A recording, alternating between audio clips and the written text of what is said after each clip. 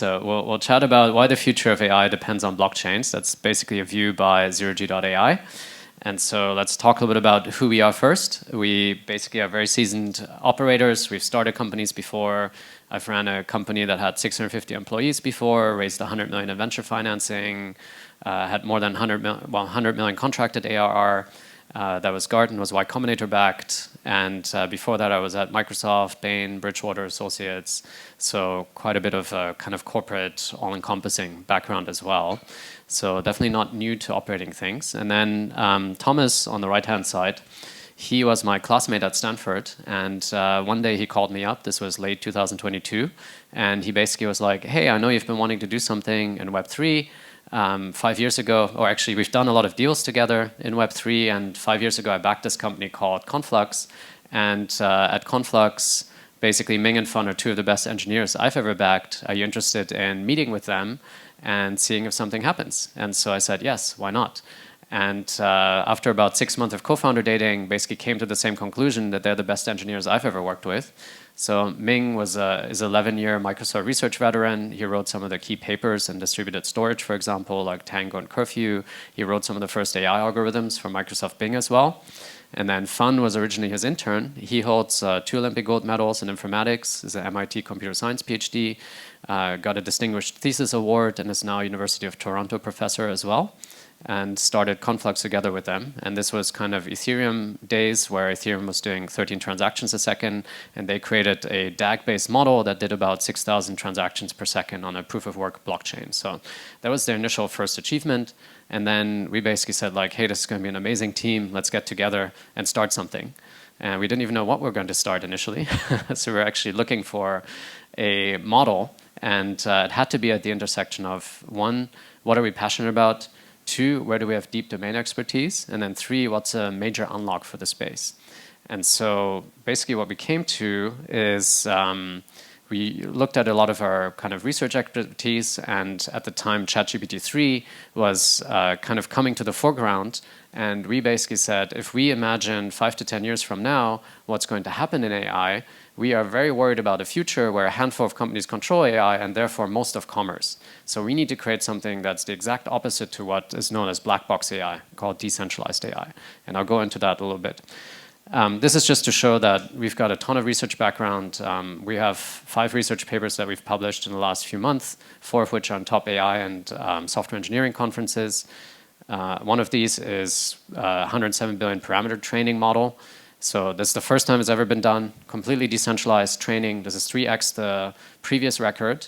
And we basically took research by Google called DLOCO and then optimized it significantly and basically created a 357x improvement, which then led to us being able to actually train over very slow internet connections, like consumer internet connections, a fully distributed, very large scale model. And we want to consistently push that envelope over time as well. And there's much more research that's coming out that I can talk about in the Q&A.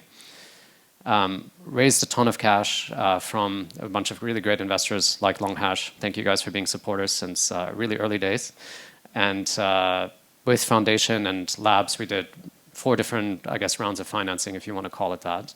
And have many great investors as part of that. Hack, DAO, Gumi Cryptos, many others. And so if we talk a little bit about just AI as a subject matter, there's a key promise that AI basically makes. And that promise is efficiency. That promise is boundless intelligence, almost free intelligence. Like I like to say that the marginal cost of intelligence is going to 0. And so basically most of things can be automated. Maybe in 2 generations we don't have to work for a living anymore. I mean, there's kind of a utopian future that AI can promise. And then Sir Stuart Russell, for example, says that if everybody lives a middle-class life, then that's a 10x increase in GDP. So that's the promise. But the issue is that current AI systems are black box systems. And there's a big danger to that. You don't know where the data came from, who labeled the data, who made the censorship decisions as part of that, what version of the model you're even getting, how can you even verify anything that's true underneath the hood? And if you can't verify it, then would you allow these systems to run, or these AI agents or AI models to run even bigger systems in society? Things like logistics systems, manufacturing systems, governance systems, administrative systems. There's a huge danger to that, because what if something goes wrong And Sir Stuart Russell again, so he's the safety director at UC Berkeley effectively. He even calls from an abandonment of training bigger and bigger black box models because of the inherent risk. You're training these models with human data, and so therefore these models are going to exhibit human characteristics. Things like access to power, getting resources at all costs, self-preservation, which may seem like a far-fetched thing at this point, but we know from Terminator movies that many people think that this could be an actual thing, and it could very well happen that an evil AI agent trains an evil model, which gets implemented into robotics type of situation, and then we will have the movie scenario actually happening. And you think it's far-fetched, but it's already happening in experiments. So Anthropic did this experiment where effectively simulated environment, gave an AI agent access to very sensitive information. That sensitive information was that one of the people in that company had an affair with somebody else. And so that person then told the model, hey, I'm going to shut you off. The model responded in 96% of the time, in the case of Anthropic Claude Opus, that if you do this, I'm going to message all of your coworkers that you've had an affair. And so do we want our AI agents to be blackmailing us? I think the answer is no. We want there to be full alignment with human values in this case. And so this is the danger of having bigger and bigger black box models being produced. There's another concept called survivorship bias. We don't actually know what's really going underneath in those models. They can hide a certain characteristic, and then once it's actually released in production, it may exhibit that characteristic again.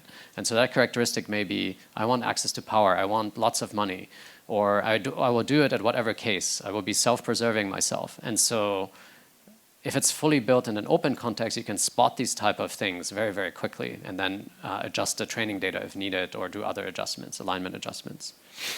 And so I obviously think decentralized AI is the solution. I was quoted from Forbes on this particular topic. And so tokenized kind of incentive schemes, slashing schemes are one answer to kind of this alignment problem. And also putting AI agents into an environment where they can't cheat.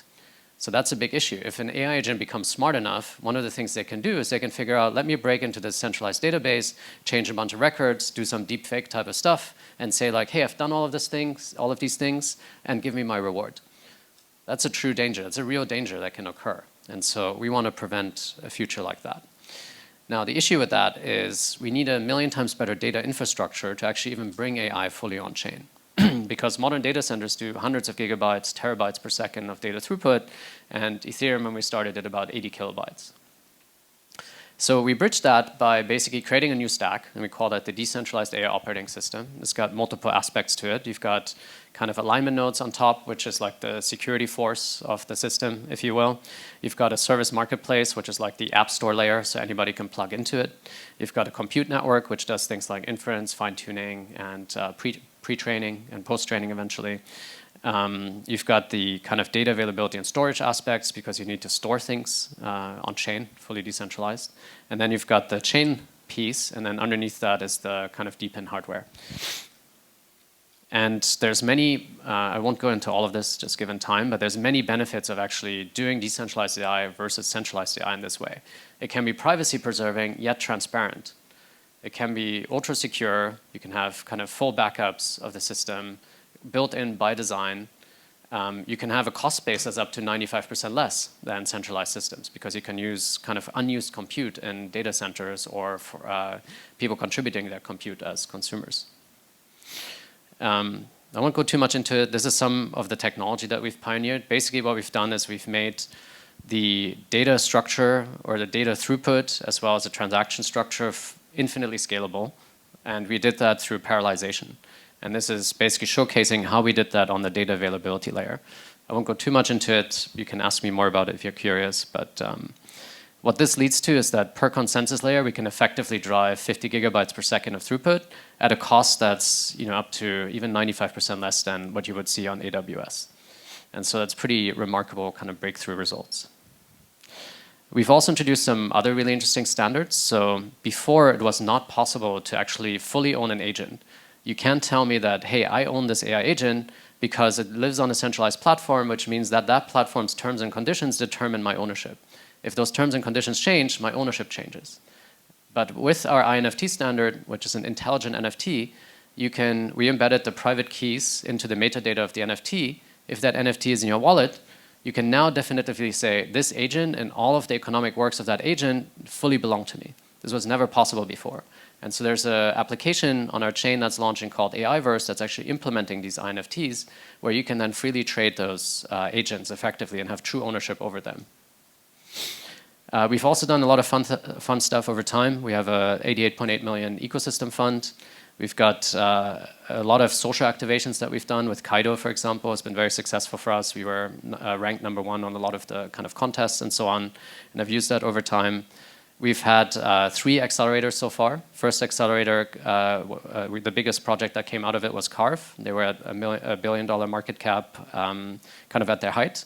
Then the second accelerator had Plays Out, which was about 300 million market cap at its height. And then the third one we'll have yet to see, that just ended. So very excited about working with the best builders in the space, whether it's you're using AI for building NPCs in your games or using AI for creating like trading agents. Like we definitely want to work with the best builders.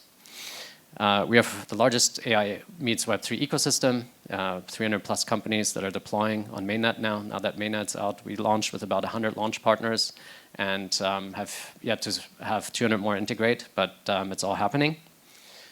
Some of the zero-G tokenomics, basically standard stuff like providing security through staking, governance, gas fees, but then all of the application layer fees as well. Things like storage, compute, DA fees, all of that flows into the zero-G tokenomics. And we also think that crypto itself is a huge opportunity, 100+ trillion. If you can tokenize most of the assets in the world, let's say even derivatives, then it's maybe 800 trillion, even 1,000 trillion worth of market cap over time. And so we're still very early in the space, is our view. And if you compare it to basically what AWS has built, and actually Forbes called us this, we didn't call ourselves this, but it's like building a cloud 3 layer effectively. And so storage or DA is like one component, and even that component can drive really meaningful multi-billion-dollar revenue for us over time. Another fun thing that we did over the last couple of weeks is announce a DAT. I think we're one of the first companies to do it before the token was actually live. Can't tell you how many legal calls I had over that week. Trying to align 7 law firms was not easy. It's definitely, I definitely don't want to have that many legal calls again in my life. But we got it done. So very expensive bills too. But yeah, I'm very excited and grateful that we were able to get it done with. And the first pipe was 400 million, and we're looking at multiple pipes and DATs in the future as well. That was a quick presentation. Feel free to follow me. I'm available on X, LinkedIn, Telegram. Happy to engage. Happy to do quick Q&A as well. If you're a developer, check out our dev docs. Got a bunch of cool stuff in there.